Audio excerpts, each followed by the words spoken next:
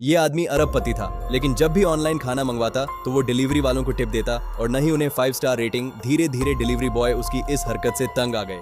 उन्होंने खाना हाथ में देने के बजाय दरवाजे के बाहर रखना शुरू कर दिया ताकि उसे खुद झुककर उठाना पड़े। जॉन के पैर में एंकल फ्रैक्चर लगा था और उसे अपनी हवेली से बाहर जाने की इजाजत नहीं था। उसी पर इंश्योरेंस कंपनी का केस चल रहा था और 14 महीने की हाउस रेस्ट मिली हुई थी।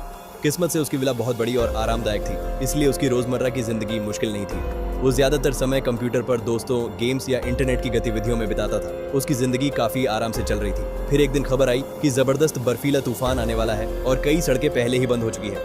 उसी दौरान उसने देखा कि उसके एंकल फ्रैक्चर की लाइट बंद हो गई है। तभी उसके फोन पर पुलिस का कॉल आया। उन्होंने बताया कि तूफान की वजह से मॉनिटरिंग सिस्टम डाउन हो गया है। इसे सुबह 7 बजे से पहले ठीक नहीं किया जाएगा। उन्होंने सख्त चेतावनी दी कि तब तक कहीं भी बेवजह न करे। जॉन ने कहा कि वह कहीं नहीं जाएगा, लेकिन अंदर ही अंदर वह बहुत खुश था। एक पल भी गंवाए बिना वो अपनी विला में बैठा और घुमावदार पहाड़ी रास्तों पर तेजी से गाड़ी दौड़ाने लगा। महीनों बाद उसे खुली आजादी महसूस हो रही थी।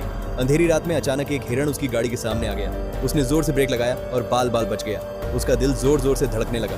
पीछे मुड़कर देखा तो उसे लगा कि गाड़ी किसी चीज से टकराई है। वह बाहर निकला और उसे लगा कि उसने किसी आदमी को कुचल दिया है। दूर से उसे एक पुलिस कार आती दिखाई पड़ी। घबराहट में उसने आसपास देखा और अपनी गाड़ी की डिक्की में डाल दिया। वो सीधे अपने पुराने दोस्त के मोटल गया और लाश छिपाने में मदद मांगी।